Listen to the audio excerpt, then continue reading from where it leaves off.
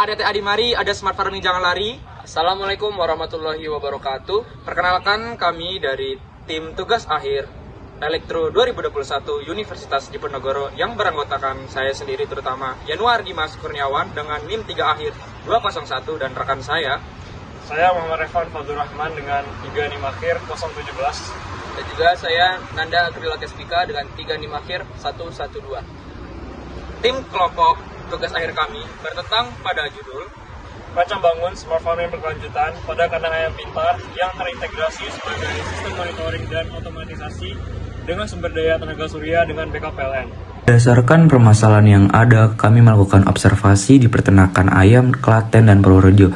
Hasilnya belum menerapkan sistem yang efisien dan adaptif. Oleh karena itu, kami mengembangkan alat sistem skala prototipe yang lebih efisien dan adaptif serta hemat energi pada tugas akhir kami sebagai berikut.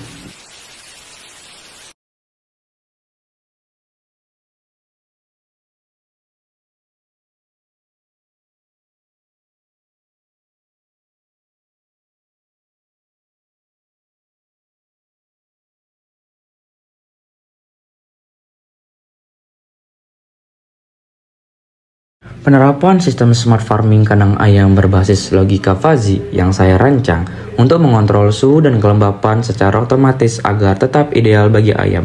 Saya menggunakan sensor DHT11 untuk membaca suhu dan kelembapan, lalu data tersebut diproses oleh ESP32 menggunakan metode logika fuzzy Mamdani. Dengan begitu, sistem dapat menjaga kestabilan lingkungan kandang. Hasil olahan logika fuzzy digunakan untuk mengatur kecepatan kipas melalui sinyal PWM dikendalikan oleh modul MOSFET AOD4184A. Dengan pendekatan ini, sistem mampu bekerja secara otomatis dan responsif terhadap perubahan cuaca. Baiklah, pada subsistem saya membuat ada 4 sistem utama, yaitu yang pertama auto feeds, menggunakan motor servo untuk membuka katup pakan secara terjadwal, menggunakan modul RTC dengan sensor load cell dan mengukur berat pakan yang diberikan. Kemudian ada sensor ultrasoniknya untuk memantau ketersediaan pakan di hopper agar peternak tahu kapan perlu mengisi ulang. Pemberian pakan disesuaikan dengan 3 fase umur, yaitu starter 1-14 hari, grower 15-21 hari, dan finisher 22 hari hingga panen.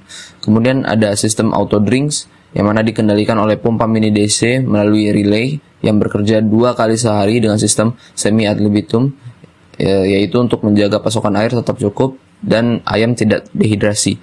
Kemudian ada ESP Cam untuk pengawasan visual kandang. Kemudian ada IoT yang menggunakan aplikasi Blink memungkinkan pemantauan real time seperti berat, umur, kandungan pemberian, dan tombol kontrol manual.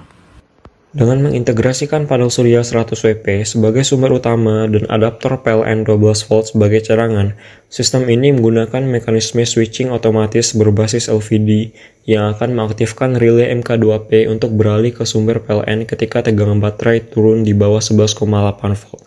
Dan kemudian kembali ke PLTS saat tegangan mencapai 12,4 volt.